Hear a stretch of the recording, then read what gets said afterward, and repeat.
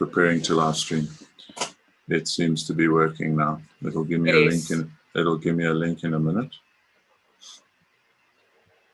Mike, your cam connection is off. Yeah, I'm just waiting for it. And are we recording? Press record when we see people in. I can do that now. I'm upside down. Oh, you need to record, please, Craig. It's asking for permission for me to do it. Okay, so where's that button? Record. Okay, and here is the live stream link.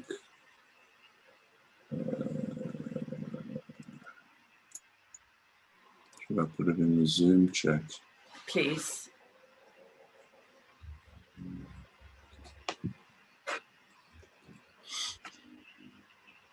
Cool, and it is 1 minute. We've got 16, 18 people in the waiting room.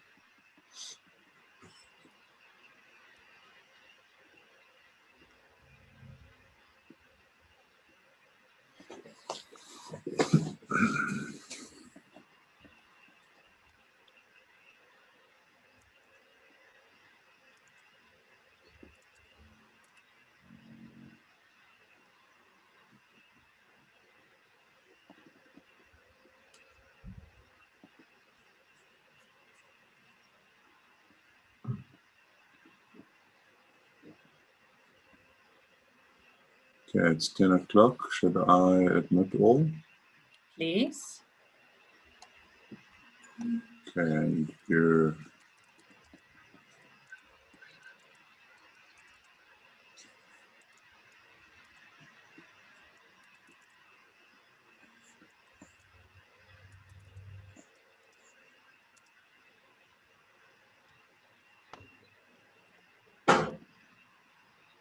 Welcome, everybody. Good to say our usual guest joining us again this morning, and welcome to all the new people. Please say hi in the chat and please tell us where you are from.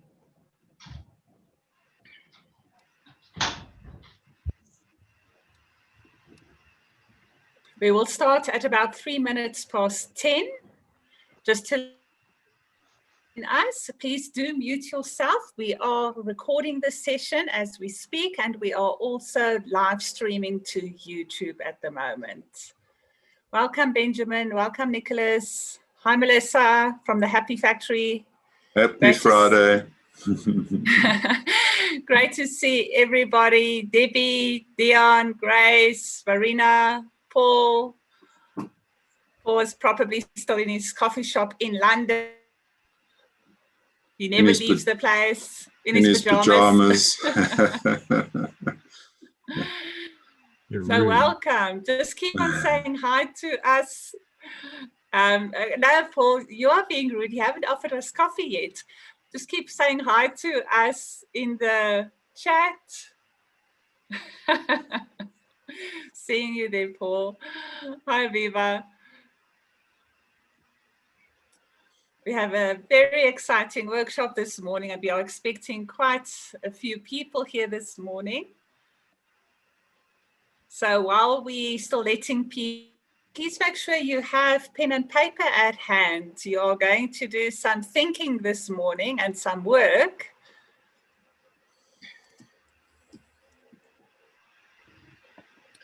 We will start in about a minute's time. Yeah, we've still got new people coming in.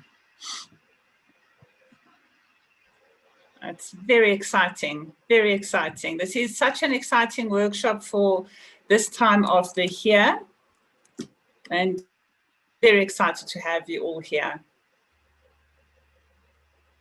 Yes, it is a very sunny Johannesburg and a very warm Johannesburg today for us, Alistair.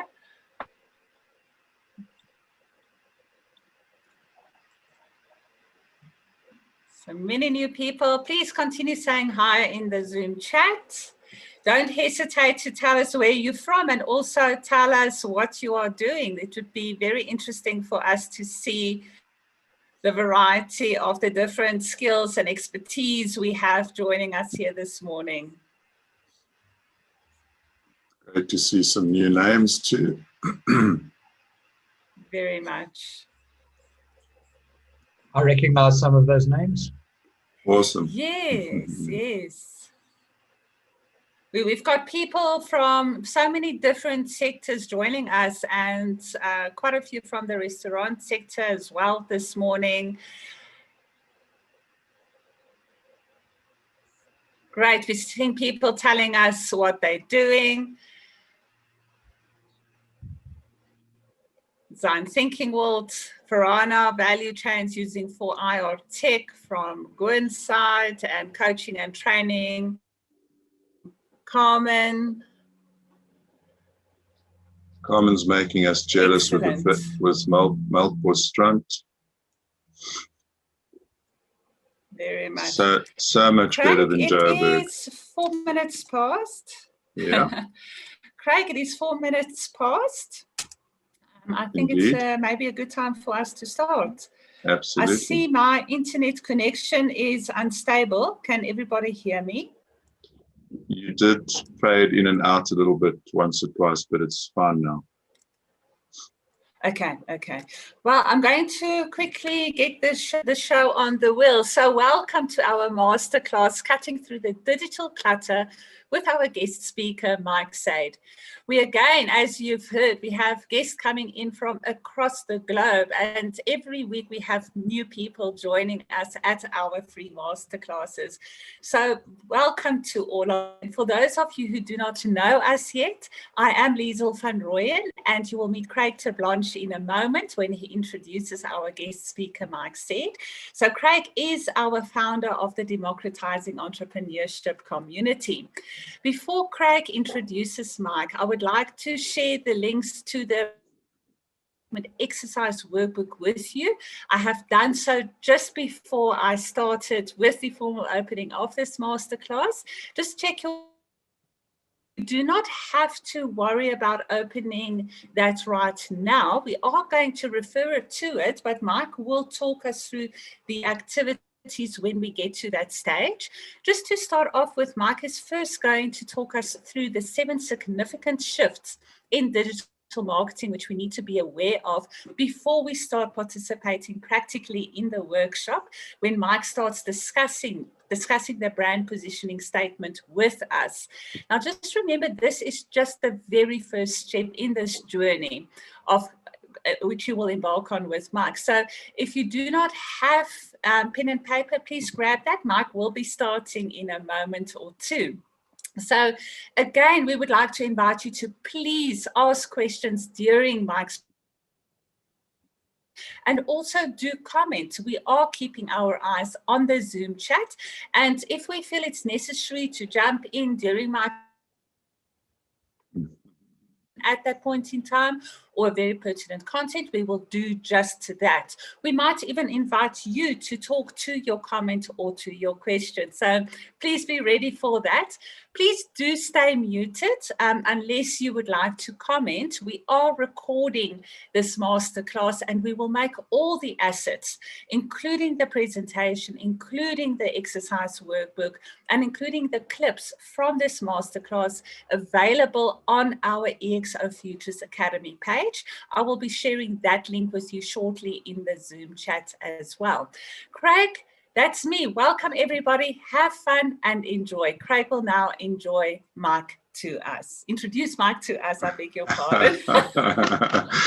Awesome. It's the flu awesome. We're live on YouTube, and every time you say Mike something, you disappear, Liesel. But it's my privilege to introduce our presenter today, Mike Said of Mike Said What, a Johannesburg consultancy that, no, wait, Mike himself once told me that it matters little who he is or what he does, or even who he has helped in the past.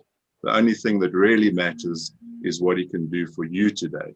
So I think it would be better to see if he walks that walk, or talks the talk, or is able to deliver that thing that you've been looking for.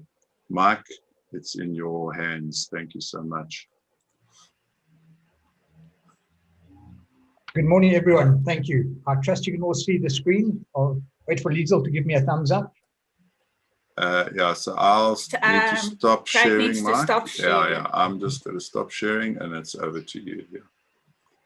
There we go. We can see it now. Thank you. Yeah. Thank you, Mikey. Welcome everyone from all over the world to, as we said, a sunny Johannesburg, cutting through the digital clutter, helping your potential customers find your needle in a field full of haystacks. Now, we used to talk about needle in a haystack. It's now needle in a haystack full of haystacks, and it's just getting completely insane. Who am I? Well, it doesn't really matter. Only thing that matters right now is whether I can deliver something to you on this particular day.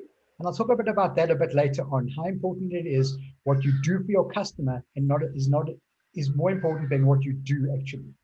There are 5 objectives to this presentation. First of all, I just simply want to introduce you. I want to introduce you to a concept that I call the brand positioning statement. Some people might call it an elevator pitch, however you want to work it. After that, I just want to calm you and explain to you that it's much easier than you think. If you work through a principle, you can do this. I want to inform you. I want to give you bits of information, insight into how my thinking has been developed, trends that are happening at the moment. And then I really want to inspire you. I'd like to inspire you to do one single thing when you leave this presentation, whether it's register your own domain or do this exercise or come up with your own brand positioning statement or rethink something. If I can just inspire you to do one thing, I'll consider that more than enough. And most importantly, I really do want to test you. I want to put you to the test, as you will be every single day in business, and see how you come up with that. So the process. First of all, I'm going to talk to you about the 7 significant steps at the moment. Then I'm going to tell you why I think you should stand out at all, how to start this whole thing, how to do your brand positioning statement. I'll give you a case study, and then it's over to you. So let's start off with the 7 significant shifts in marketing at the moment and how they have forever altered the playing field. They've been coming about kind of slowly, some of them, other than have hit us like in a splash, but here they are, the 7 steps. The first one is that there's a real shift to honesty and transparency.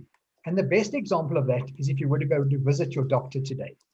In the past, if your doctor, you would have questioned God before you questioned your doctor. Now, even before you arrive at the doctor, you've Googled your symptoms, you think you already know what's wrong with you. After you've spoken to the doctor, you're double checking him on md.com, then he offers you some medication and you're already checking for, are there generics? Is there something else? What are the side effects? So there's a real swing, and the internet has ensured that we can no longer lie the way we did before.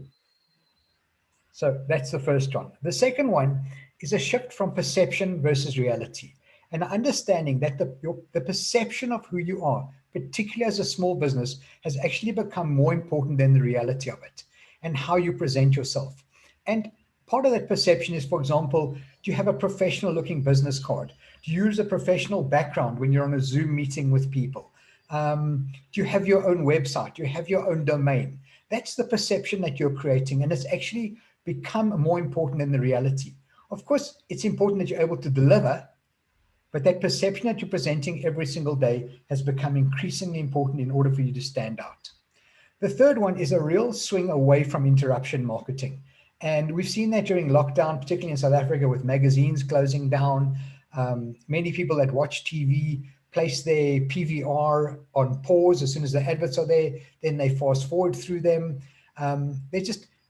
We see billboards, we're learning to ignore them. The only form of interruption marketing that really seems to be working at the moment, and if you have got some budget, I suggest you invest in it, is actually radio. And the reason that radio works so well is that people don't like to switch channels even when the adverts are on. Whereas on TV, the moment those come on, so there's a real swing away from conventional or interruption marketing. Number 4, there is a massive swing towards show and don't tell. Wherever possible, demonstrate what you do and do for your customer, and don't try and tell them. And that's why most of the men watching today will understand a visit to the hardware shop on a Sunday morning. There are all those tents outside, all the tools are set up under the gazebo, and there we go, we're pressing the power tools, we're trying them, we're holding them, we're feeling the weight. And you're seeing that more and more. Apple stores with the experience. So wherever possible, a short video will be much more powerful for your brand, for yourself, than, for example, a long document that you expect someone to read. So wherever possible, this move towards show, don't tell. Also, another big swing is towards targeting and segmentation, trying to understand exactly who your target market is and speaking to them directly. And an example I use is a South African example, and I think most of the people here are from South Africa, is that when my daughter was young, I would take her to the Spur for supper, and that was only on her insistence, and people would be screaming and running around and throwing food and fighting over the TV. And then out of the corner of my eye, I'd notice a couple sitting there with no children. And I literally want to go up to them and say to them, what are you doing here? Go to a real restaurant. But I'm not mocking Spur at all. Spur understand exactly who their target market is. Their target market is 2 adults, 2 children, and 1 set of grandparents. Craig, I can tell you it's her parents that are there, but you're paying the bill. And that's just kind of how it goes. But this real understanding, and if most small business owners could understand exactly who their target market was, who they were trying to speak to, they would become wealthy almost overnight. It's the single biggest challenge I see within small business owners, and that's this inability to identify a clear target market, and then even within their target markets to segment it. And the next one is a switch towards integration and consistency to show that everything about your business, about the way you talk, about the way you deliver is integrated and consistent. Does your Facebook page look like your website? Does your website look like your YouTube channel? Are you using that on your business card? Are we seeing that in the way you present yourself? Are you using the same kind of language through each of these channels? Now, I understand that the channels reach different audiences. So, for example, if I'm on Instagram, I might be talking to a slightly younger market, and I might change it slightly. But the general look and feel, the integration and consistency has to be there for everybody at the same time, all the time. And then the final really big switch is this switch to disruption. And we're all aware of disruption. We've heard this word a million times. Uber came along, disrupted the entire taxi industry. Netflix came along, disrupted the entire video industry. And there are so many examples of it. YouTube is a disruption. And the funny thing about disruption is that we all absolutely love disruption, but we just don't want to be disrupted ourselves. We don't want our business to be attacked. We don't want our method. And one of the examples I use is I was at a conference last February for the restaurant industry. And if I had stood up at that conference and say, listen, guys, the biggest disruption ever to hit your lives is about to hit you. You're not going to be allowed to sell food and drink for 6 to 8 months. I would have been laughed off the stage. They would have taken me away. Nobody expects disruption to hit their industry. And some of us are so sure that we are so vital, our industry can't be disrupted. But I need to tell you right now, there's somebody working right now to disrupt your industry, take your market share, and make more money out of it than you ever imagined. And so please just be aware, and that's it. So why even bother trying to stand out? Why go to all that effort? Well, anytime you like and you're feeling a little bit bored, go to www.internetlivestats.com. And if you go to internetlivestats.com, you will see live what's happening at the moment. Now, this is done about a week ago. So about a week ago, there were 4,790 million internet users in the world. There are 1.8 billion websites at the moment. There are 205,000 million emails being sent today. Look at the Google searches, your blog posts written, the number of tweets that are going out all the time. And in the middle of all of this, you're trying to stand out. You're trying to be that needle in the haystack. So once you understand what you're up against, you need to understand why it's become vitally important for you to do this the right way around. And with that kind of behind us, I'm going to move straight on to today's exercise, and quite simply by saying to you, people don't buy what you do, they buy what you will do for them. It's really as simple as that. I used to give a series of talks for Nedbank to small business owners. And I'd always start my talk off the same way. I'd go down to the audience and I'd pick out a lady and I'd look at her and I'd say, hi, my name is Mike Said. And she'd give me a beautiful smile. And I'd turn to the audience and I'd say, look at that beautiful smile. But in the back of her mind, she said, so what? Then I'd say to you, I've got a company called Mike Said What? And once again, she'd smile. And in the back of her mind, she'd say, so what? And then I'd say to you, I've got 300 customers from all over the world, and she'd smile again and say, so what? It was only when I turned around to her and I said to her, if you give me 15 minutes of your time, I will turn your business around for you. she suddenly said to me, please sit down. And it's really important to understand that people are really not that interested in who you are or what you think you do or what you think you've done for other people. They're only interested in what you can do for them. And that's why the first exercise I want you all to do is to go back to your own websites and have a look at that very front page. Look at what you've written there on what I call the prime real estate, the part of your website before you even start scrolling, and say to yourself, is my website telling people what I can do for them? Because so many of my own clients spend days and days and days writing out the about section, which is probably the least read section, and then they move on from there. So with that behind us, let's get on to our brand positioning statement. Now, the brand positioning statement, in a nutshell, establishes what you stand for and how you're going to compete in the market. Marketing is all about perception. People think one thing of us right now, and we want them to think something else. That's what marketing does. I just want them to know that I exist. I want them to know what I can do for them. That's where it's all about. The second thing is it identifies the way you want consumers to think about you in the context of other similar offerings. Now, one of the people watching today, I know, for example, is a life coach.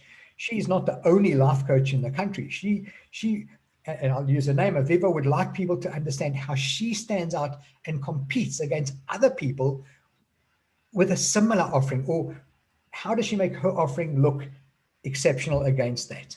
And then also it creates an enduring, sustainable competitive advantage based on perceived quality. Everything about a brand positioning statement is written from the point of view of the customer. It's how they perceive the quality they're receiving. It's how they perceive the service they're getting. It's how they perceive you. And then finally, strategies and tactics to market must be consistent with this positioning. Once you've written your brand positioning statement, it is really important that you refer to it often. And each time a new challenge comes along, a new opportunity, just go back to that statement and say, is this opportunity in line with what I should be doing right now? Now, desperate times call for desperate measures. So we tend to do things that maybe we shouldn't. We do them at prices that we shouldn't. We're all making that mistake. You're not alone in that. But if you make that consideration, you decide once you've looked at your brand positioning statement. And a small example is a restaurant group in South Africa, and I won't mention their name. I wrote their brand positioning statement for them about 10 years ago. And when we were deciding on their target market, we identified their target market quite simply as a sophisticated urbanite. That was it. They needed a certain level of sophistication to understand the menu, and they needed to live in an urban area so they could understand the hustle and bustle of the restaurant. And then they came along to me and they said to me they were opening a branch in a particular area. And I said to them, how many sophisticated urbanites live in that area? And they said to me, don't worry, we'll teach them. And I said, no, they're going to teach you.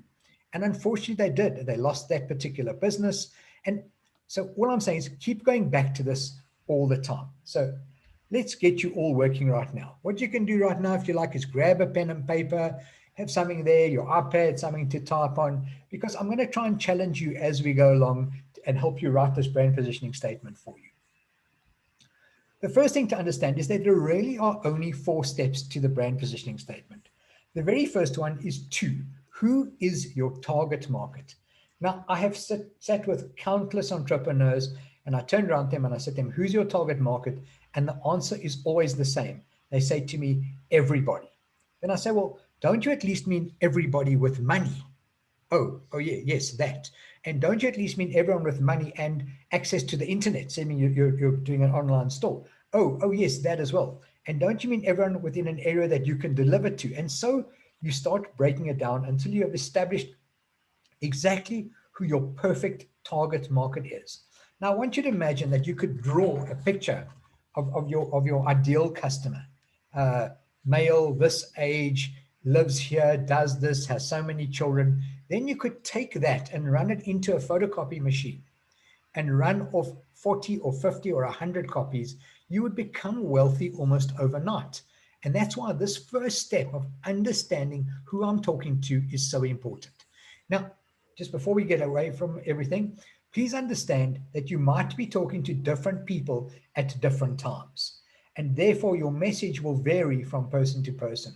So, for example, let's say I give extra lessons. Now, when I sell the idea of extra lessons, I'm probably going to sell it to the mom. When I sell the idea of someone having to pay for it, it might be either the mom or maybe the dad, the one who makes the final decision on the money, although very often it's the mom. But then I have to sell the idea of that I'm a good deliverer of the lessons to the child. So there are different kind of messages within your market, but your target market will remain the same. The second thing is understanding what it is that they are looking for. And this is where so many people get caught up. They just don't understand that what it is that they want to deliver, there is actually no market for it. And I'll talk about that just a little bit later on. So please try and work out and try and formulate in your mind, what are these people seeking from you? What solution do you have? Now, I'm a child of the 60s. So I grew up with some very strange expressions that my father used to make, which I'm pretty sure millennials wouldn't even understand right now. And he always used to say to me, if you can build a better mousetrap, the world will beat a path to your door. In other words, there's a problem out there that someone's having. And if you can solve that problem, if you can offer them some kind of solution, that's it. You'll be invited in open arms, and there's no amount of money that people will not pay for a solution that saves them time, saves them money, helps them earn things. So there again, there's your seeking. Then we finally come to what you actually do. And this is what I offer. Now, even when I talk to my customers and they explain to me what they offer, because a lot of them are industry specific, they tend to use terms that nobody else will use. And I'm going to, with a little bit of tongue in cheek, I'm going to talk about, for example, life coaches. Now, one of the most prolific expressions that I ever hear when I'm talking to a life coach is they tell me, I want to hold space for you, or I want you to hold space. Now, as a layman out there, I'm not even sure what that means. And I kind of nod because I don't want to appear stupid, but I've actually got no understanding of what that means. Or, for example, people that use TLAs. I completely hate TLAs, and TLAs are 3-letter acronyms. There's nothing worse than sitting in front of somebody and they're saying, oh, you need to take your VBM and connect it to your USB and connect it to this. And I'm sitting there going, I have absolutely no idea what you're talking about. So even when you tell people what you're offering, we really want to tell them in light of what they will understand and the problem that they have and who they are and their level of sophistication and understanding. So the last thing we want to do is make our customers feel stupid about themselves. So even when we do our offer, remember, our offer is to them. It's not as simple as that. And then finally, we need to give them a reason to believe. Now that I've done all of this, and the reason to believe is kind of up there with your about section of your web page. It's when you give credence to something. Now, I have a simple little trick. Every single time I'm talking to somebody within the restaurant industry, somewhere along the way, I'll throw in one simple line. I'll say to them, yes, I was the marketing manager for Mug and Bean. I joined them when they had about 8 shops, and we sold them, and the business was sold, and I left when they had about 95 shops. And along the way, I happened to help them win Brand Builder of the Year. Now, that's more than enough for anyone within the restaurant industry to understand that I clearly have a grasp of what's happening within the restaurant and franchising industry. So it's that kind of statement. There's something about what you're offering. Why should they believe you? What experience do you have? What do you bring to the table? Do you have a qualification that other people offering a similar service don't have? So that would give you that would give you a pretty good idea of what that is. So grab your pen and paper. Now we're actually going to start the exercise. And I'm going to tell you how to write each one of these things. First thing, when you're writing the two, I want you to imagine the potential user, the purchase of your brand, your product, your service. On that piece of paper, write down anything. Don't try and write your word positioning statement in a single sentence. If you end up with a whole page of stuff, that's great. If you end up with only one line because you already know exactly who your target market is, that's also fine. There's no right or wrong answer here at all. The next thing is, think to yourself, when I'm describing my target market, does this description provide a clear picture of my user? If I were to say this thing, would I in my mind be able to envisage who that person is? And the third thing to ask yourself is, are the needs of this group that are currently not being met? In other words, is there a market for what it is that I'm actually offering? Now, going back to those talks that I used to do at Nedbank, one of the other things that I would do is we would talk one day at, for example, at Sandton, and the next day would be in Tembisa, or we'd be in Cape Town, they would be in Khayelitsha. And when I arrived in Tembisa one day, I turned around to the audience as I started, and I kind of whispered and I said, wow, guys, I saw a fantastic business opportunity on my way into the auditorium this morning. Who'd like to hear it? And of course, being entrepreneurs, everybody ears picked up and they say, yes, I'd love to. And I said, you know that one of the things I noticed, that there's nobody selling swimming pool equipment and swimming pool chemicals in Tembisa. And of course, the crowd started laughing at me. And then I turned to them and I say, why?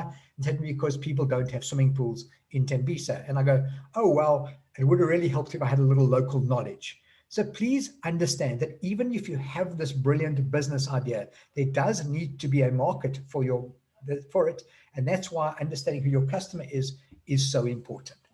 And then, is it obvious to you why this user will be interested in your brand? Can you understand the difference between, or not, sorry, the connection between the user and your brand? Is there a connection, or are we starting from scratch and trying to create something new?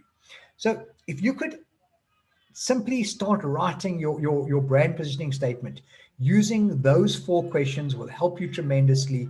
So what I want to do is, before I move on to seeking, I'm going to open it up to anyone.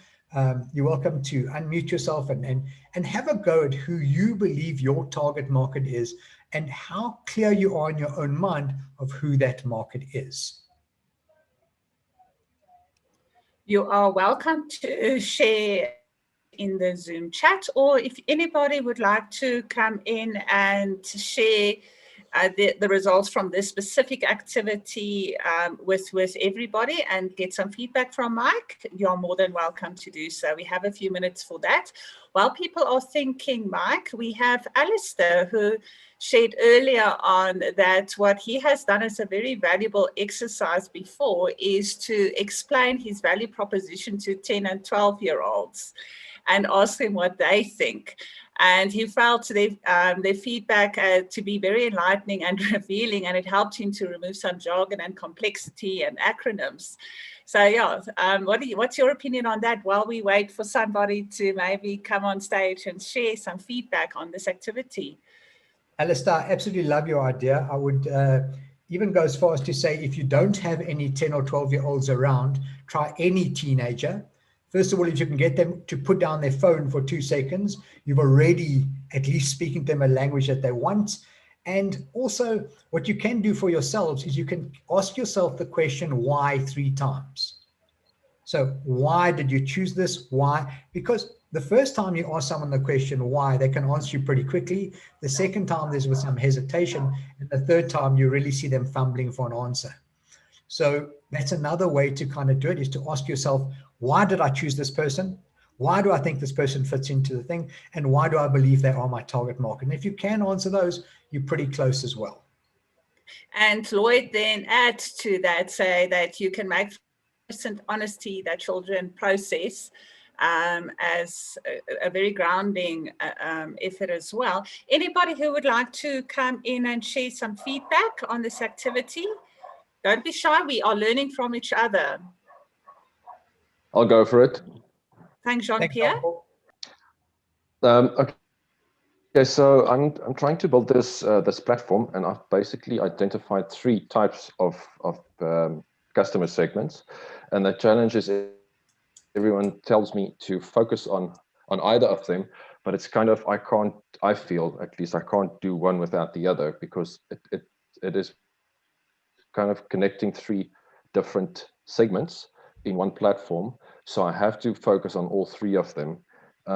So it's best described as at the moment a virtual incubator, and I'm really struggling to get to explain it every time what it is, but let's stick to a virtual incubator for the moment. And the 3 segments are ventures, which are entrepreneurs or small businesses, any project or initiative or intervention or so, even apps, I believe. and then guides, which are subject matter experts, consultants, people with know-how and IP. And the idea is to digitize their IP and offer it to the entrepreneur. And then ecosystems is basically a broader ecosystem that needs to manage both entrepreneurs, initiatives, interventions, etc., and connect them with their subject matter experts, and it's then thus managing those two within a greater space or environment. So my question then to you, Jean-Pierre, would be, can you identify one that you'd need, who needs to come first? So for example, I'm opening a restaurant. In order to have a restaurant, I need to have staff, I need to have suppliers, and I do need to have customers. But until I've got the staff and the suppliers in place, there is nothing for me to offer the customers. So can you look at your little triangle and say, is there, even if it's just like fractionally, is there fractionally an order that I need to have these people and talk to them? And that's how I would do it. I'd say, yeah, if your answer to that is no, the pin lands right in the middle, then yes, you're going to have to write 3 brand positioning statements and offer 3 different things to them at the same time. Yeah. No, I agree with you. So what I've done is I have ordered them, and they are relative to all sorts of other things. What's going to generate the quickest cash flow? What's the entrepreneurs, startups, they don't have money, but your ecosystems or your consultants might have. And when I say ecosystems, I talk about consulting houses.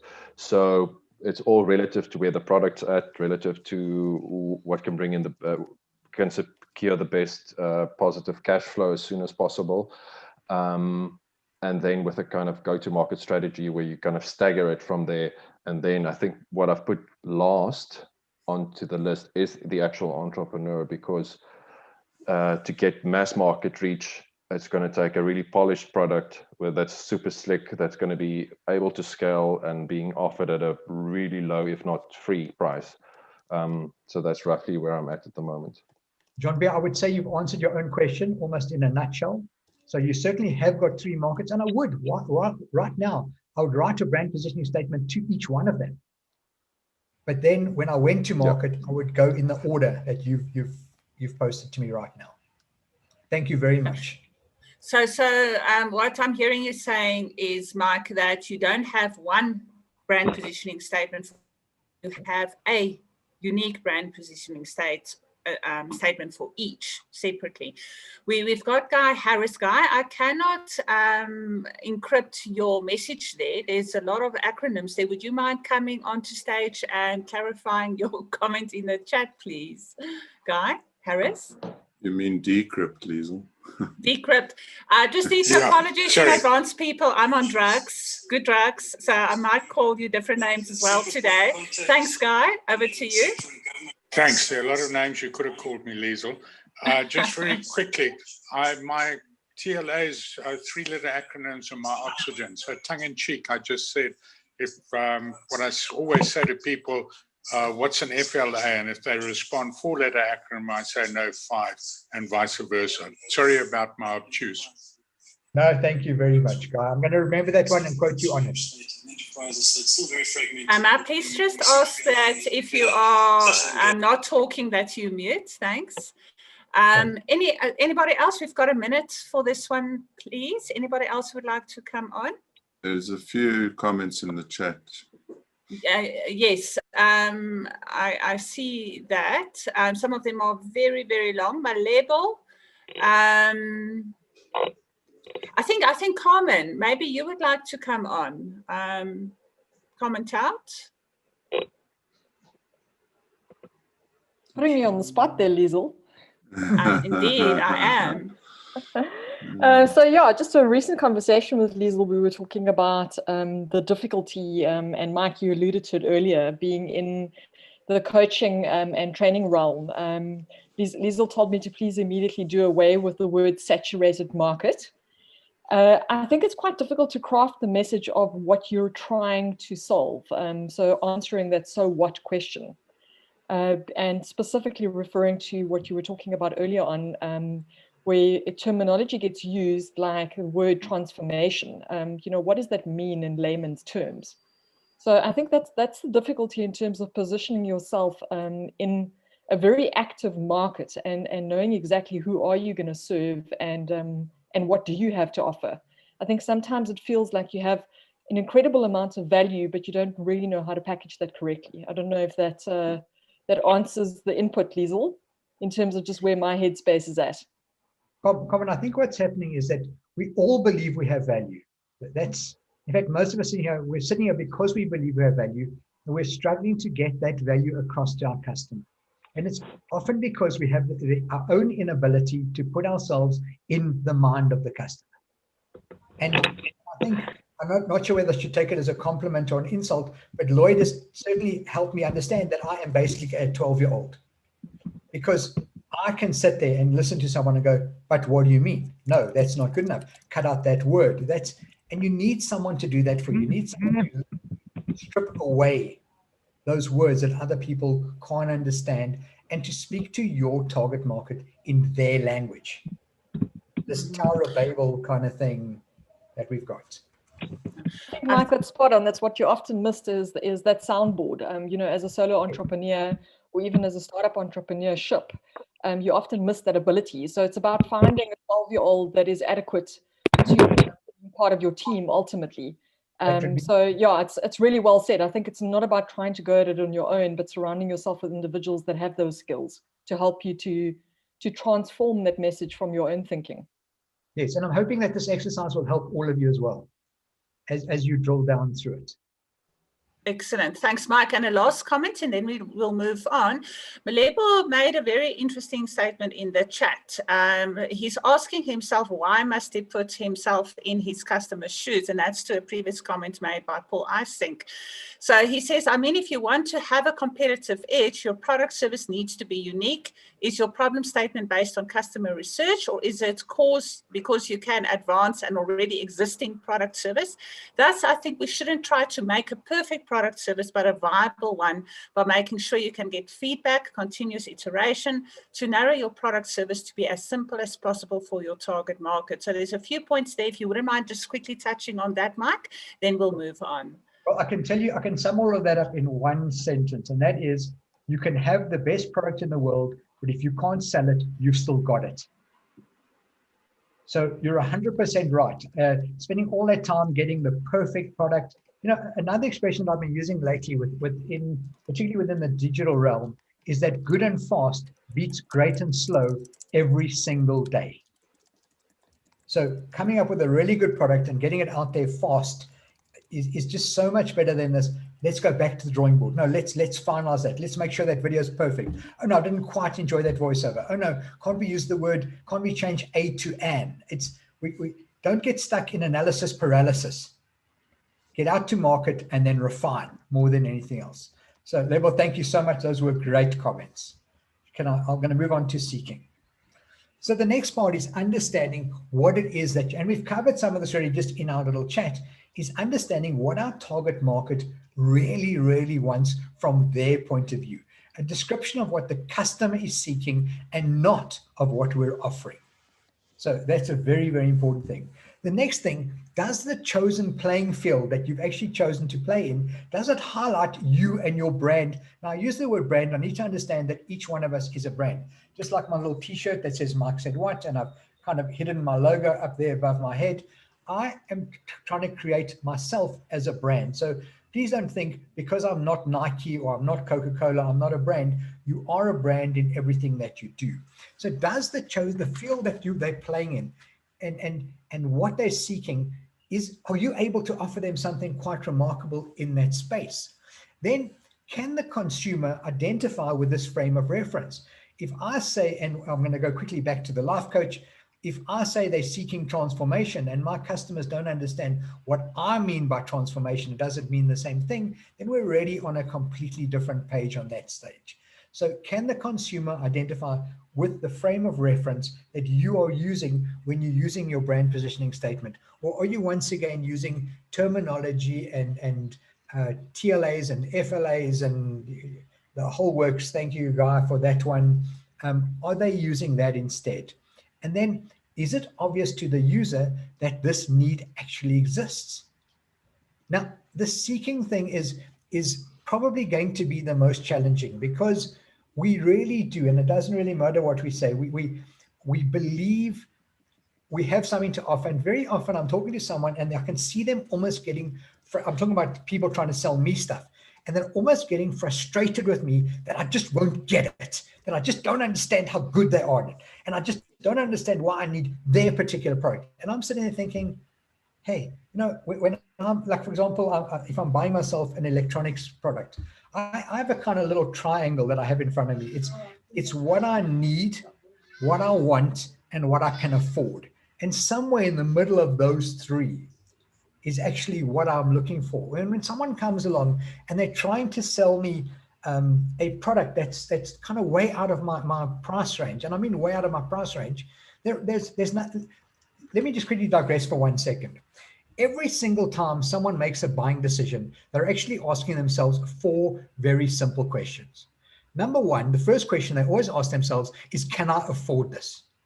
Now, it could be as simple as a box of Smarties on a shelf, and of course you can afford it, even though they're now costing 16 Rand 95, and they're used to, you might like the mumble, but you know you can afford it. But when it comes to, example, a car, it might be, can I afford the deposit? Can I afford the payments? So the first question is always financial. Can I afford this? The second question is operational. You ask yourself whether this product that I'm looking at will fulfill the need that I have. So, for example, will the Smarties give me the sugar rush I'm looking for, or the sweet taste in my mouth? Does the car have the mileage that I want? Will this computer be able to handle my video capacity? Everything is then around an operational question. The third question you ask yourself is an emotional question, and that is, how will I feel when I buy this? Will this deliver some kind of emotional, will I feel good in this car? Will I feel good in this jacket? Will I feel good when I'm drinking this hot chocolate on a morning? And it's funny, but we are asking ourselves these questions. And then the fourth one is what I call the super emotional question. People say, what will my friends and family think when they found that I made this decision? So there might be, for example, a lot of cars out there. You've looked at them, you can afford them, they seem really great. Then you think, you go home and you're going to say, I'm going to have to tell my friends at the pub on Friday night that I bought and I won't use any particular car name, and it's going to just embarrass me. And even, for example, a fur coat can fall into that kind of thing, where can I afford it? Yes, I can. I've just got my bonus. Will it do what it wants? Yes, it'll make me look good and it'll keep me warm. How will I feel? Well, I'll feel very comfortable and huge. But what will my friends think? Oh no, they'll think about cruelty to animals and they'll shun me and I'll be a pariah. So think about those 4 questions also when you're talking to your target market. But pretty much put yourself in their mind. What are they looking for? At what price are they prepared to pay? In fact, price isn't even important. Value is more important. Will they see the value in my offer, and can I fulfill that? So if anyone would like to have any comments on the seeking part of the exercise, I'm going to open to the floor again. Thank you, Liesel. Thank you very much. So anybody who would like that we didn't have yet on the previous activity, anybody who would like to come in and share some thoughts, ask questions, even, you're more than welcome to. I think one of the statements that were made earlier, and one of the things that I found very difficult, Mike, is to understand what my customers are seeking. Because what I have found often is that I like to tell my customers what I think they are seeking. And this is one of the areas where we miss the boat. And we've got a comment in here from Alistair saying, seeking often starts with a customer pain that can be turned into a gain. It also helps you stand in your customer's shoes. Would you like to comment on that, Mike? Yeah, very much so. It's very much that if I can solve a problem that my customers have, not that I perceive they have, that they know they have, if I can solve that problem for them, they will invite me to sit down. People often ask me, so what do you do, Mike? And I could tell you that I create content and I lecture, whatever, but I have a line that I kind of use. I turn around to them and I say, I help people sell more stuff to more people for more money, more often, more efficiently. And as soon as I'm sitting that, they go, okay, please sit down. Because somewhere in that, they're quickly picking up what it is. They can hear their own problems. Oh, I need to sell stuff. Oh, I need to get a better price. So finding that kind of one-liner, even for yourself, will help you introduce yourself to your customers. Yes, and being clear on that, and you used the word perceived again, and I like saying, you know, it's not just pain, it's not just problem. A need can be anything. It's not necessarily a negative thing. So we have Niraj making the comment or asking a question. What about the confused customer who does not know what they really are seeking? You can go in circles and create frustration. Gwen, I'll be with you now. So 100%, you are going to come across those customers who have no clue what they want, and call them tire kickers. I'm not really sure. Eventually you actually reach a point where you realize you need to stop wasting your time on them, because if they don't have an understanding of a need, you're never going to sell them a need to something that they don't want. So what you can do is spend a little bit of time on them, trying to use their words or help them understand what it is they want. Very often sorry, Mark, I'm just thinking often they actually aren't your target market. Yes, they're not. They're very often not your target market, and you'll identify with that. But very often you are right. Sometimes they don't know exactly what they need. So, for example, someone will come along to me and say to me, I need a search engine optimization expert. Do you do that? And I go, well, actually, I don't. And I'm not actually sure whether search engine optimization works as well as people believe. What I can do is I can help you rather write content that you post once a week, and Google loves fresh content. And I'm pretty sure if you do that, so there's sometimes there's a disconnect by what they think they need or the outcome that they want to get. They don't understand that what they're looking for will not give them the outcome that they want. So, for example, finding a life coach is not actually going to make me a better person. But doing the exercises that the life coach takes me through and following the process is what's going to make me a better person. It's not the actual finding and paying someone to do something for you. Okay, thank you. So Gwen, sorry everybody, I can't see raised hands because I'm not the host on Zoom. So just pop me in the chat if you would like to come in. Gwen? Thank you, yes. Simply an observation that we are assuming a fixed product and differentiating between the target markets, etc.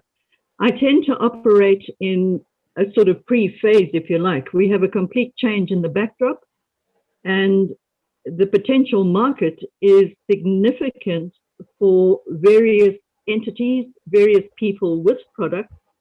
And what I have found is that I reach a limit in terms of creating the awareness of the change, and then move on to champions, if I can call it that. Champions might be in local communities. Over here, I'm talking about traceability. I'm talking about supply chain. COVID has expedited that, but it's application of technology right across the value chain, tying in all the records and all the rest of the stuff. So it's fairly complex. But we're at the point now where there's quite a strong awareness, and the champions are coming through both at local level and also the companies involved. And soon, hopefully, particular people in government, there are a lot of people aware we haven't yet got all of the champions. But I just wanted to make the point that there's an earlier qualification phase, and this one has taken a long time. We're moving into the sales phase now. And part of what I need to do is position where I can sort of share my expertise in whatever form that is, but also then hand over to others in a sort of concerted way, if I can call it that. Thanks. Thank you. Thank you. Mike? Gwen, what you're going to have to do is make sure that the message that you're giving across to those champions, as you call them, is the one you want them to be relaying. Otherwise, what's going to happen is you're going to have this real gap emerging between what is, in essence, your brand position, your brand promise and your brand delivery. Because as small business owners, most of us are responsible for that delivery ourselves. You're bringing in these champions. So all I'm saying is that the work that you do now in helping them identify it, helping them get the message right, is going to pay massive dividends for you later on. Okay, great. Thank you very much. And last comment on this, and we have to move on. Paul Ising. Thanks, Liesel. I think this is really the difficult part for an entrepreneur as well, because we're all looking for that unarticulated need of the client, because that's the uncontested market space. The paradox is, how the hell do you convince the person that they need that? And that's the art, I think. And I just wanted to make that point, because it's always where I stumble. I love developing great stuff because I can see the need. I just don't know how the hell to get the message across to the market. Maybe I've missed the point. I don't know. But it's you see the need. How do you actually articulate that to the market? Really, really difficult point for me. So, Paul, I agree with you 100%. And I'm going to use Mug and Bean as an example. Who knew that the whole world wanted giant muffins? And who knew the world wanted bottomless coffee? And who knew the world wanted these very large portions? But basically, I recommend each one of you get a chance, even if you don't read the whole book or maybe listen to the audio book, is to get hold of a book called Blue Ocean Strategy. And Blue Ocean Strategy explains how you create space that nobody else is fighting in, how to identify that space, how to use your customers' needs on a scale of 1 to 10 and plot them and look for gaps in that. And it is a very technical book, so I would highly recommend the audio book over the textbook or the book. But I think what we're all looking to do is to create that blue ocean space and to find customers' needs that they haven't been able to verbalize, even though they're there, and then fill that gap for them.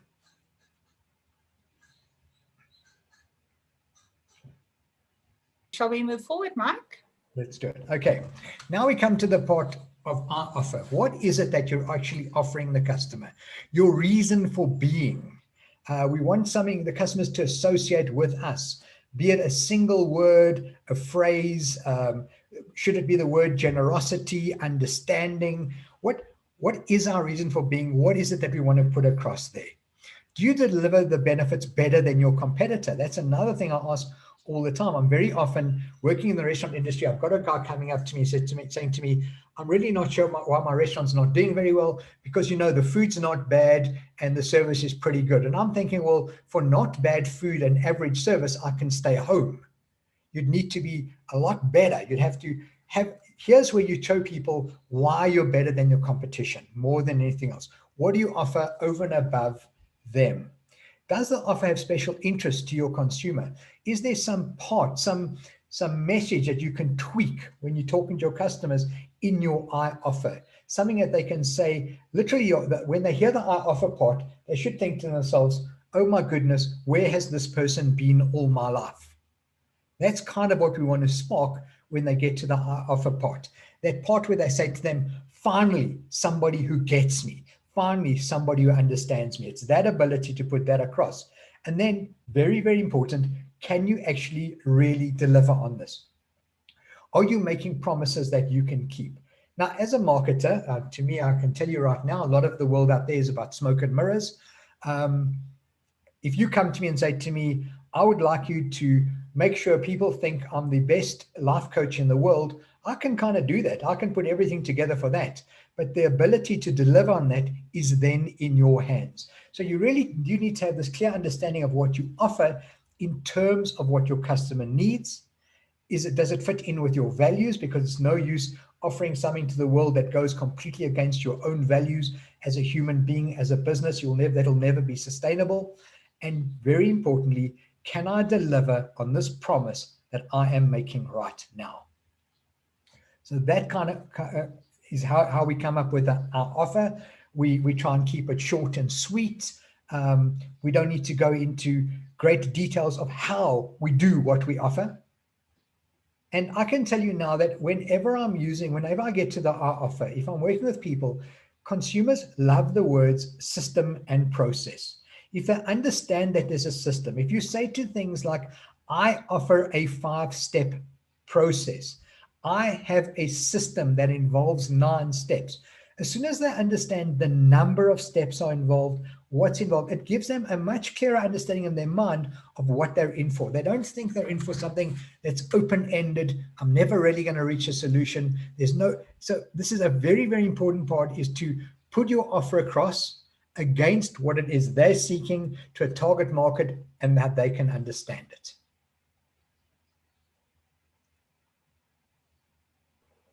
Excellent. Mike, would you like people to comment on this I offer? With pleasure. We have quite some active chats happening. We'll come back to some of the statements and questions later on after we've completed. Any comments on I offer? Any questions on I offer? The reason for being? What is it that you offer your target customer? Sorry, just a reminder, I can't see raised hands or anything like that. Yes, Jean-Pierre? Sorry, I just want to add there, with my experience and with the research and stuff that I've done, is I think this offer part becomes such an intricate thing, because there's so many things that you need to take into consideration. It is your MTP, your reason for being, your why. It's also what you can actually deliver and not just promise. And then it has to be shaped in line with your various customer segments, with their pains and their gains, with the jobs that they do. So this offer part becomes quite an art, and I think it becomes quite a challenge to actually shape this in a very digestible yet broad and encompassing way, if that's the right word. Spot on, Jean-Pierre, spot on. And the other thing, the one thing you left out is, please ensure that you can make money doing this. Or if financial reward is not the currency, there is some currency that you're trading in. If that currency is helping other people, make sure that's what you're doing. So please, when I use the word profit, that profit might not be financial profit, it might be some other currency. But please ensure that what you're offering is, you can make money doing it. I have met many clients who have absolutely no idea how they make money and how much things cost them and what their cost of sale is. And I try and explain to them that, great, I'll get you 200 new clients, and all that's going to do is help you go bankrupt quicker. Please, you've got to make sure that what you're offering has the outcome that you would like as well. And I think there's a reason, obviously, why. Sorry. Please proceed. No, go, continue. No, I just wanted to say, I think that's exactly why the value proposition block in the business model canvas is in the center, because on the left hand you've got the operations, or the back end with the associated costs, etc. On the front end you've got the customer, and then the money aspect. So what you offer needs to be sustainable in terms of producing and maintaining and delivering it, and both sides has got a cost implication, and that thing obviously needs to, with a lot of design and thinking, needs to be in the red. So that you don't offer something that's going to drive you back.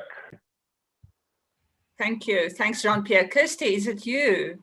Yeah, so I just wanted to say that also sometimes what you offer, so I'll give you an example. Yesterday I was explaining to someone something that I'm going to start offering, and she said to me, that sounds amazing, but it wouldn't really work for me. And I said to her, well, why do you think that is? And so she explained it to me, and I found that actually sometimes when you talk to people more and listen to them more, you can actually sometimes offer something that you didn't think you could, if that makes sense. So you have a business plan, you have an idea, you have sort of an idea of what you want, and then you talk to someone and they say, that doesn't really fit for me, and you say, oh, but actually I can do this, this, and this as well, and add it on, and I can offer it in terms of services as well. So I find that talking to people, often people don't want to talk to people because they're scared the person's going to steal their ideas, or they're going to have an opinion that doesn't fit with that person's view of their, because often these projects are very close to our hearts and things,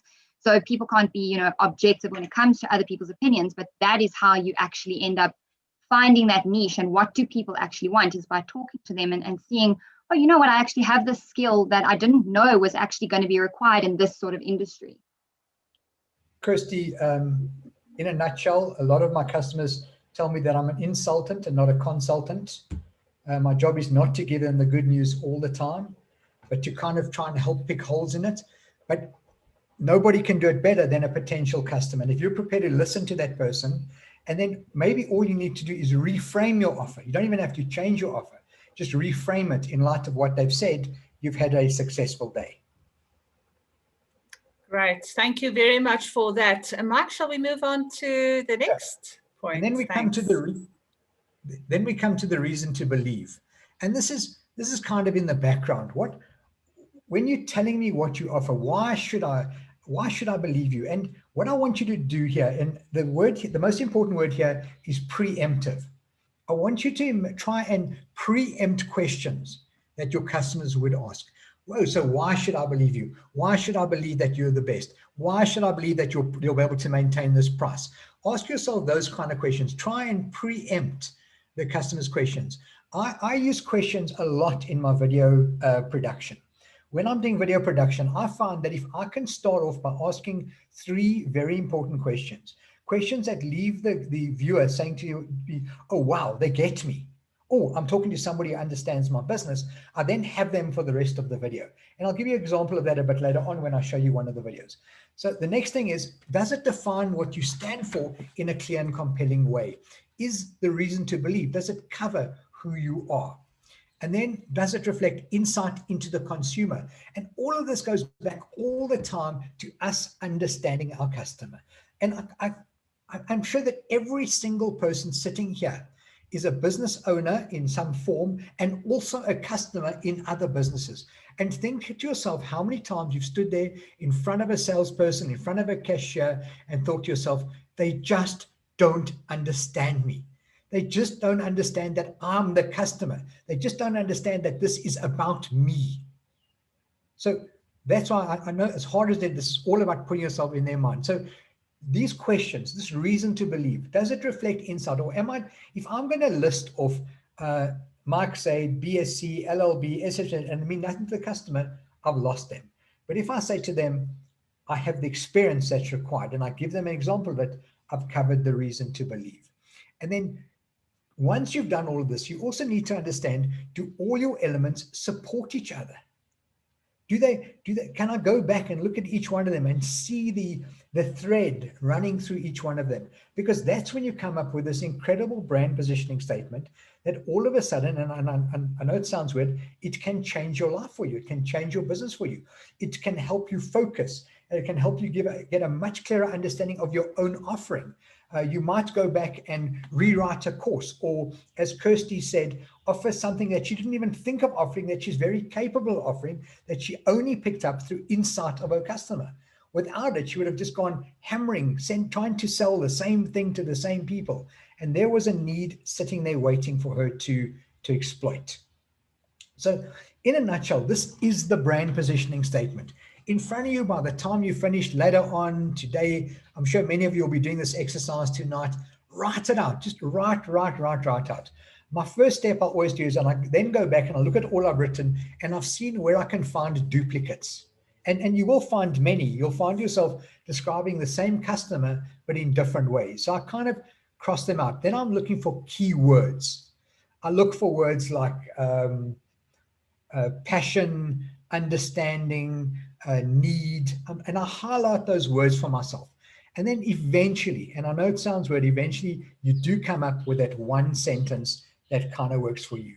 So what I would do is I'd like to expose you to a particular case study, and you do know this person pretty well because she's sitting here today as my MC and guest of honor, and that is Liesel Fundroy. Now, Liesel Fundroy is a people and business transformer. That's how she describes herself. She asked me to help develop a message that would drive engagement and get people to sign up to her Mind Your Goals online course. That really was. Now, in her mind, she'd already written this course. It was done. It was on the back burner. She was not going to make any changes. And the process was her and I spending a couple of hours together, me sitting in a coffee shop in Mossel Bay, her sitting in Johannesburg in the rain, wherever it was, on her computer, until we eventually thrashed it out. I had her do the same exercise. She then delivered literally, and anyone who's sitting here who knows Liesel will know what I'm talking about. She completely over-delivered. She gave me pages and pages on each one, but then we worked through it. And as we worked through it, a lot came about for her. So eventually we came up with this statement for her. To entrepreneurs who have a sincere and authentic design work ethic to break through and are prepared to exploit both goal setting and psychological principles required. That's how she describes her target market. What are they seeking? A breakthrough and ultimate success on a business and personal level. What is it that she offered? A tried and tested, trusted blueprint. You see, there's the word blueprint, system, process, that encompasses a personalized process that will help them navigate their journey to success. And the reason to believe that over the past 32 years, she's assisted over 5,000 individuals to reach their goals through nurturing, encouraging, and exposing them to the trusted process. Now, this is not going to appear on her website. This is going to be on her wall. She's going to go and refer to this each time.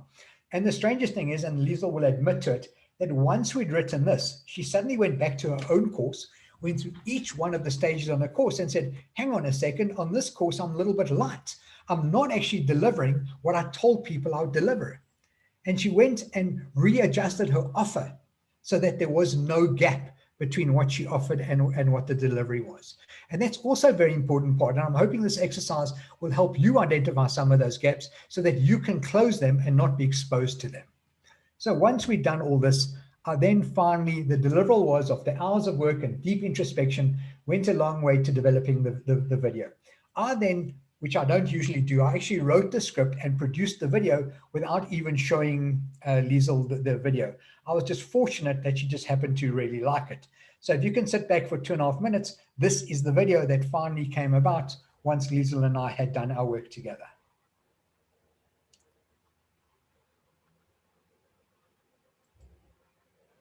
Take a moment to answer these 3 questions about yourself and your business. 1. Are you struggling to clearly identify and reach your goals? 2. Are you struggling to stay motivated and inspired along your journey? Number 3. Are you struggling to hold yourself accountable and are facing nagging procrastination?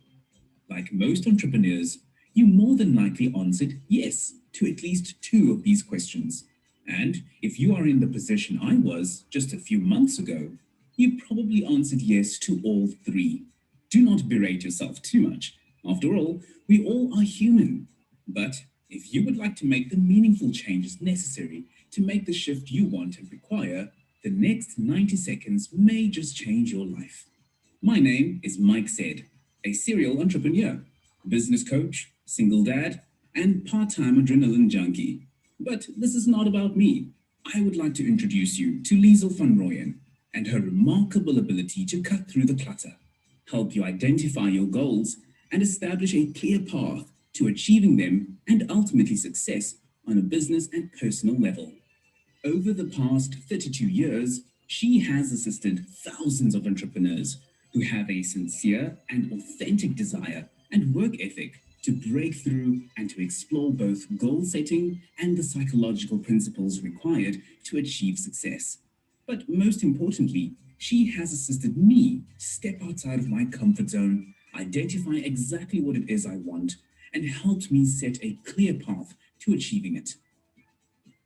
In 2020, I completed her online mastery course, Mind Your Goals, and I'm already enjoying a noticeable and welcome shift in my own business and personal life. Sign up for her Mind Your Goals mastery course today and enjoy a 66% discount by responding to this video today.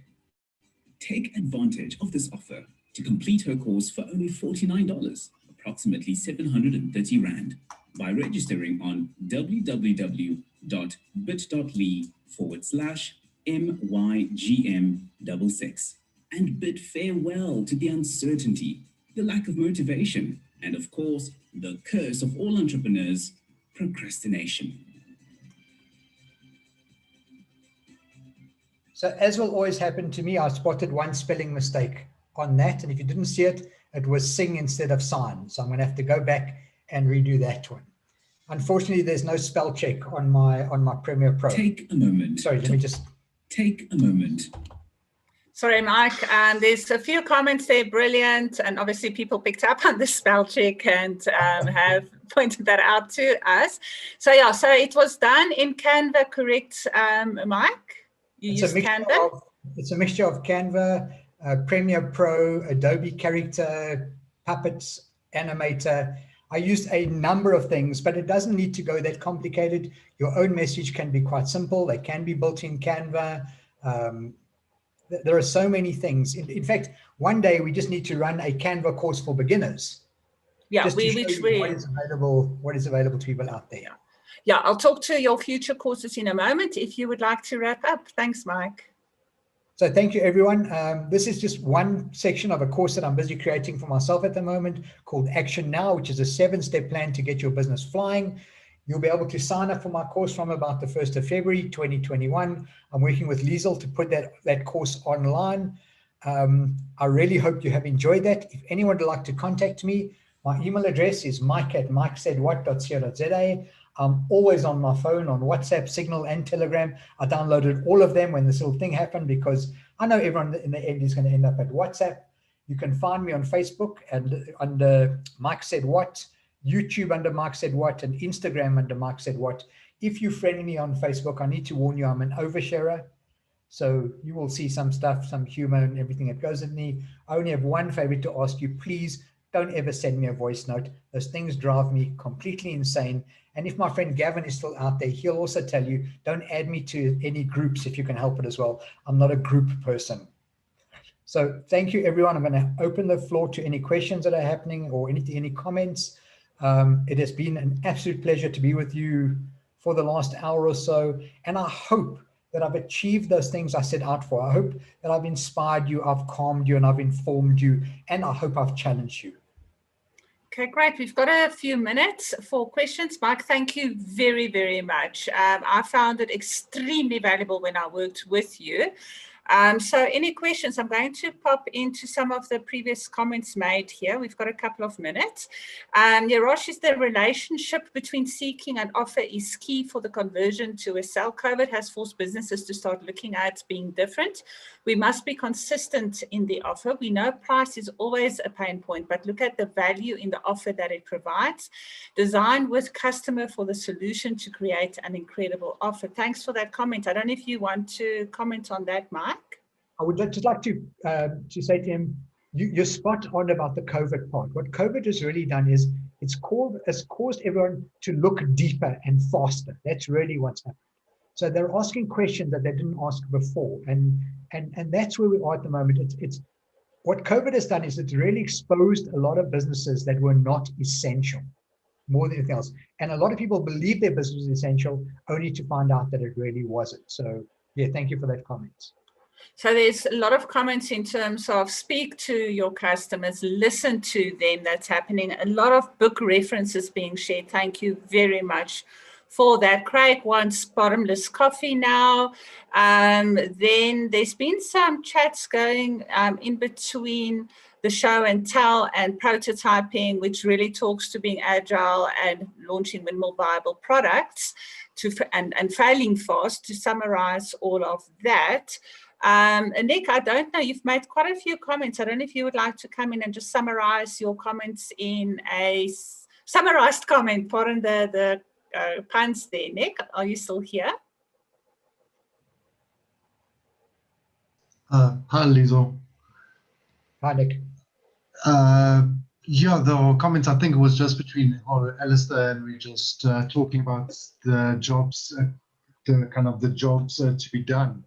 It's for a framework that Clay Christensen used a lot was where we contextualized, the whole barrier and that whole customer, that whole formula. So we would say, when I, in the context of the whole customer, but I have a barrier of what I'm trying to achieve, but then I help me by getting my goals, and then so that I have an outcome that I like and I deserve. That's essentially how we tend to look at our customer and our markets, our placing around that. But yeah, so there's some very great videos that Alistair alluded to, which are actually very cool. I would suggest people actually look it up. Thank you, Nick.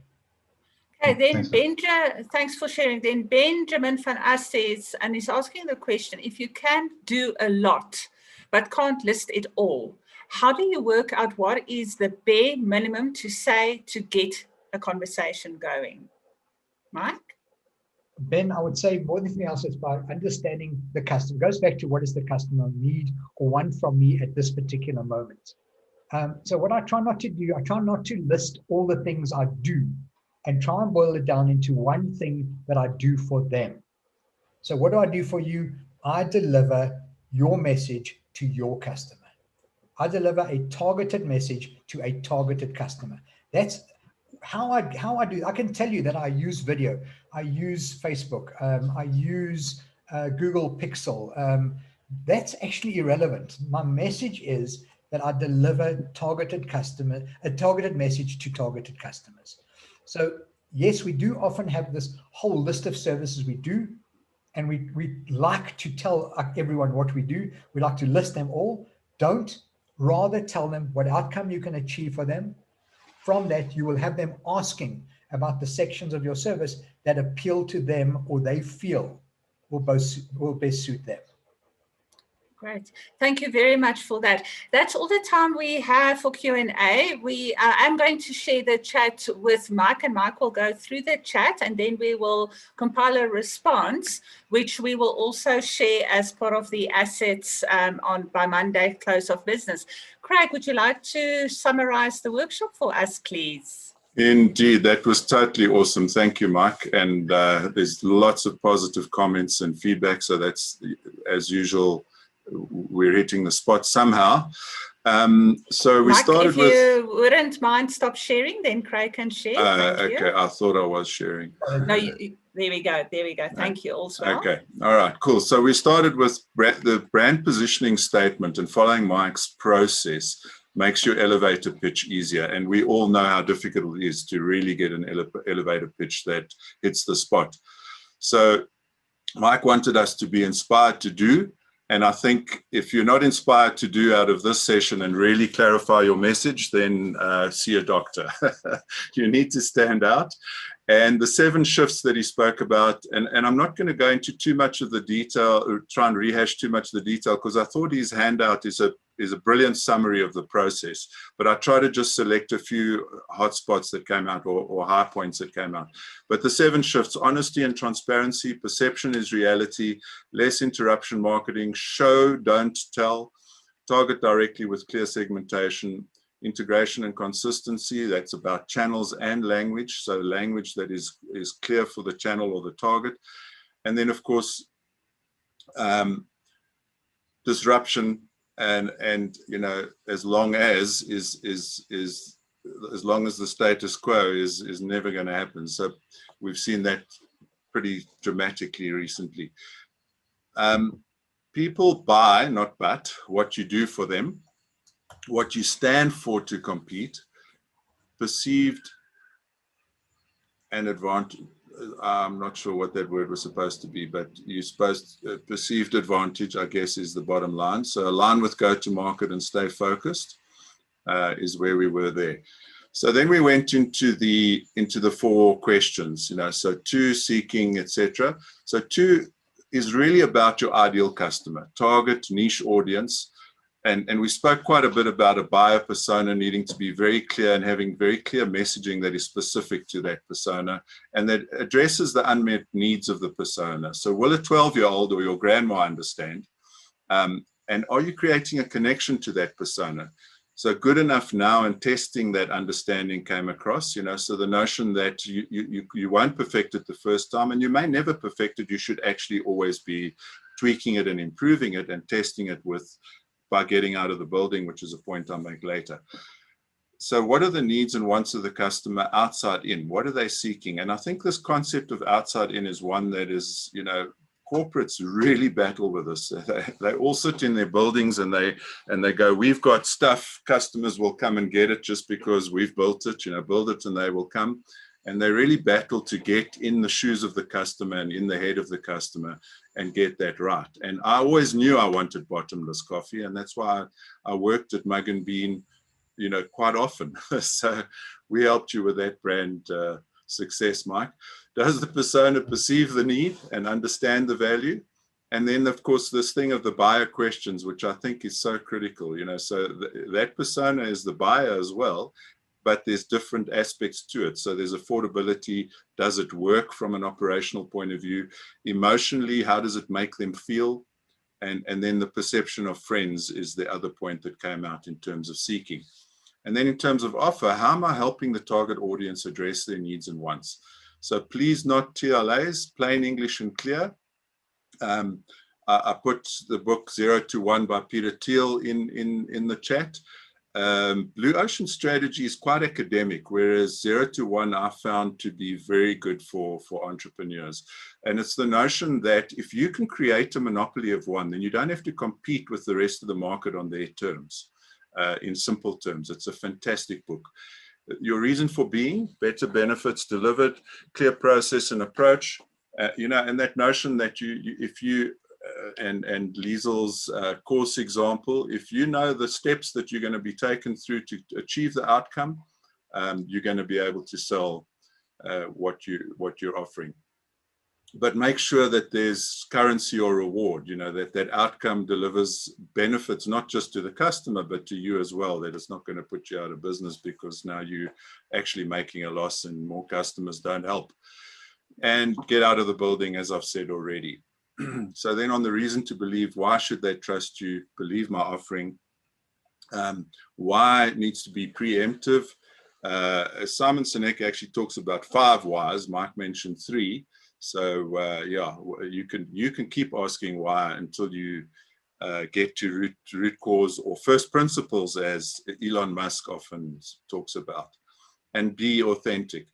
That was the summary. What I wanted to do is we also have drafted our message, and I didn't warn anybody that I was going to do this. Not even me. But not even you, yeah. This is a draft, but I wanted to get feedback from this community because this is about this community. So 2 entrepreneurs with specialized skills and experience that are both open to sharing and able to teach, coach, and mentor, at the same time looking to learn and adapt to a changing world environment, that are seeking to share, contribute, create, collaborate, and at the same time learn and grow, as this will enable them to scale their business. So that's you guys, I hope. We offer a community of like-minded entrepreneurs with the passion and purpose to drive economic development and financial inclusion, and a platform and process that leads to the development of digitization. There are steps that help you remain accountable, that help you commercialize, and the marketing of your content, tools, and practices. And you saw Mike's example for Liesel of that. So, and we believe that you should believe, because we're a team of committed, accountable entrepreneurs that are purpose-driven with an abundance mindset, that in less than 6 months have created over 100 video assets, hosted 18 masterclasses, and connected with over 700 entrepreneurs. How does that sound? Does it make sense? I know it's still a bit long. We're still trying to tweak it, but you know, it's part of this process of getting it clear. Is, I mean, my first stab at it was 4 pages, Mike? So we're certainly making some progress. So I'd love your feedback on this. You're welcome to provide that feedback on email or in any other format where you can find me. I'm very open to sharing. You can post on LinkedIn what you think or wherever you want to engage. I don't know if there's any immediate comments or how we are for time. We are running out of, yeah, okay. I would like to talk about this workshop. So I will be sharing. So over to you, Liesel. I will be sharing in the link. I've shared the links to all our different platforms and so on for you to comment on, and I'm now sharing our contact details also in the Zoom chat. Please let us have feedback. That will be highly appreciated. You're more than welcome to put feedback into the chat now. I'm now going to ask Alistair to please join us. We've got another amazing masterclass. I think you've seen our masterclasses are incredible, and we're really trying to make a difference to you. Now, with a lack of insulting anybody or putting Craig and Alistair under pressure, I'm particularly absolutely inspired by what we are going to do next Friday. Alistair, please introduce next Friday's masterclass to us. Thanks. Thank you, Liesel. I wasn't expecting that, but Craig and I are going to be kind of hosting 5 other speakers that are dotted around the world. We'll be setting the stage in terms of how you can create change in Africa, and part of it is going to be practical and hands-on. So we'll be exposing you as entrepreneurs to what you can use around exponential technologies in 2021. The practical examples will be between Craig and myself, and that is blockchain for business. And we'll be exploring things like driver's licenses, education, medical records, digital identity, and how to do that, and how you as a business can set up methods for receiving payment on crypto. So we won't be focusing on the currencies. We'll be focusing on the technology of blockchain and the many, many uses on that. I'll also be taking you guys through some live demonstrations with yourselves. You will be safe guinea pigs for artificial intelligence. And I'm going to be introducing you to some bots, computer vision, and language. And it's not a show and tell. You're going to leave with maybe 4 or 5 tools and platforms that are free that you guys can use yourselves. And then after that, we've got speakers that are going to be chatting around nutriponics, urban farming. We've got some very good friends in Botswana and London and Italy that are going to speak about space exploration and how you can use nanotechnologies in Africa to accelerate things like democratizing access to electricity, water, internet, infrastructure, new products that you guys can participate and create. Craig, there's 4 or 5 and then people. There's two platforms. So the new 2 platform discussions, the nutriponics and urban farming discussion will be by Shane Radford. Then there's a community building discussion from Brett Bowes, which is what the Madikwe Community Trust is up to and how they're uplifting the local community to participate in and become part of the economic development of that environment. Then there's Sonny Fisher will be talking to us about his financial inclusion platform, which is based on a whole lot of technologies and interesting business models. And Dr. Life's Good, Selebogo, love the guy, also has a platform for crowdfunding of entrepreneurial ventures. So he's also going to be talking to us. So each of them have got 10 minutes, including questions. We'll do a scene setter up front, but it's going to leave you with the notion that if you want to create the change that you want to see in Africa this year, you can, and we'll support you to do that.